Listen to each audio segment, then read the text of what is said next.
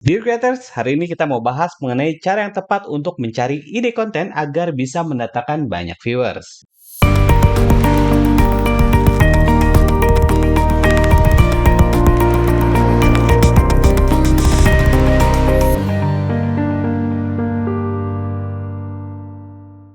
Nah, sebagai seorang content creator, pencarian ide konten sangat penting karena ide inilah yang akan jadi dasar dari kualitas konten yang kita buat. Nah, tanpa adanya ide konten yang tepat dan perencanaan yang baik, seringkali konten yang kita mau buat tidak relevan dengan tren saat ini, atau bahkan tidak terkonsep, sehingga konten yang dihasilkan kurang menarik minat atau perhatian dari audiens kita nih. Nah, dalam melakukan pencarian ide konten, hal pertama yang harus kita lakukan adalah melakukan research atau penelitian mengenai topik yang akan kita bahas. Sebenarnya nyari ide konten bisa dari mana aja sih. Kadang inspirasi suka muncul tiba-tiba saat kita beraktivitas. Dan ketika ide-ide tersebut muncul, kita bisa langsung catat di note smartphone agar bisa dilakukan research lanjutan apakah ide tersebut layak untuk dilanjutkan untuk menjadi sebuah konten atau enggak. Kalau kita sudah punya banyak audiens dengan niche tertentu, lakukan research untuk topik yang sesuai dengan niche yang sudah biasa kita bahas, agar kita tetap bisa maintain audiens saat ini dan menargetkan audiens-audiens baru sebagai viewers dan subscriber kita nih. Di saat belum ada topik bahasan utama, kita bisa memanfaatkan beberapa website dan tools untuk melakukan research untuk mengetahui topik apa yang saat ini banyak dicari atau diperbincangkan oleh audiens. Yang pertama, kita bisa menggunakan website trends.google.co.id.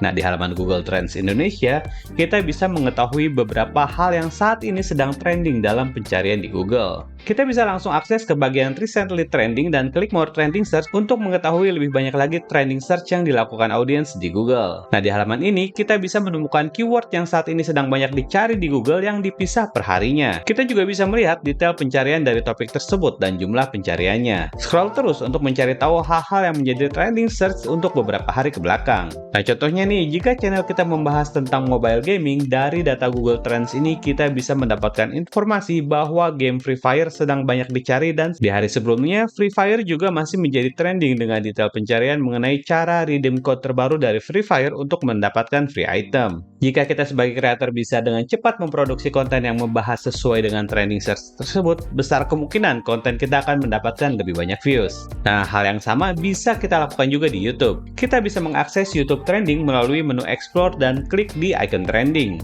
Nah, di sini kita bisa melihat video-video yang saat ini sedang trending di Indonesia. Gak semua ya, video yang ada di YouTube Trending ini memiliki views jutaan. Beberapa video dengan views ratusan ribu juga bisa masuk trending karena peningkatan jumlah views yang cukup signifikan pada masa tersebut. Nah, dari YouTube Trending ini, kita juga bisa mendapatkan informasi untuk topik yang sesuai dengan channel kita. Misalnya game, diantaranya adalah info mengenai update season 12 di Mobile Legends, beberapa konten game bakso simulator, dan skin Senseiya di Mobile Legends. Nah, dari informasi tadi, kita bisa menjadikan topik tersebut sebagai bahasan yang bisa menarik minat banyak viewers. Selain memanfaatkan Google Trends dan trending YouTube, kita juga bisa memanfaatkan tools seperti Tabadi untuk mendapatkan informasi trending dan melakukan scoring atas hasil pencarian tersebut untuk jumlah search, level kompetisi yang ada, dan seberapa maksimal kita bisa bersaing dengan menerapkan strategi SEO yang tepat agar video kita masuk ke dalam ranking pencarian. Untuk penggunaan tools Tabadi, kita bahas secara detail di video lain ya. Selanjutnya, jika kita sudah menemukan pokok bahasan konten dari informasi trending tadi, jangan meniru konten yang udah ada. Kita bisa melakukan beberapa strategi agar konten yang dihasilkan tetap original, menarik, dan bahkan bisa lebih baik dari konten yang sudah ada. Kita bisa menerapkan strategi amati, tiru, dan modifikasi.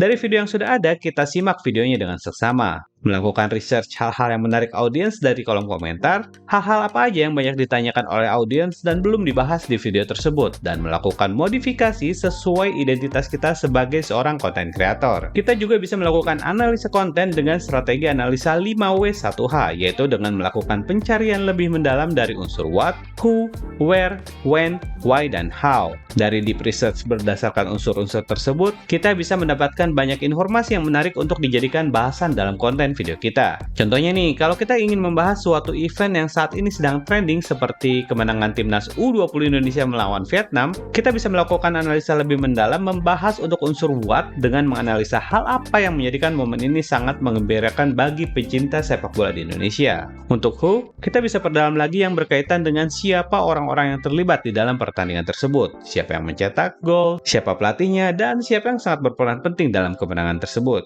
Di unsur where, kita juga bisa menganalisa di mana pertandingan ini berlangsung, di mana timnas akan berlaga di pertandingan berikutnya, atau di mana timnas Indonesia berlatih sebelum pertandingan ini, dan lain sebagainya. Untuk unsur when, kita bisa menganalisa juga kapan pertandingan ini berlangsung, atau kapan pertandingan berikutnya akan dilangsungkan. Unsur why bisa lebih mengulas mengenai mengapa kemenangan ini sangat penting, mengapa timnas Indonesia bisa lebih unggul, atau mengapa sang pelatih tidak memainkan beberapa pemain tertentu. Terakhir, kita bisa menganalisa dari unsur how dengan mempelajari bagaimana Indonesia mampu berbalik unggul atas Vietnam. Jika diperlukan, kita juga bisa melakukan interview atau diskusi dengan pihak yang relevan dan kredibel untuk membahas topik tersebut. Dalam melakukan diskusi atau melakukan pencarian di sumber internet, pastikan narasumber atau media yang kita jadikan sumber konten kredibel dan faktual. Pilih narasumber atau media yang menyajikan data secara fakta dan netral, dengan pendapat profesional yang juga bisa dipertanggungjawabkan.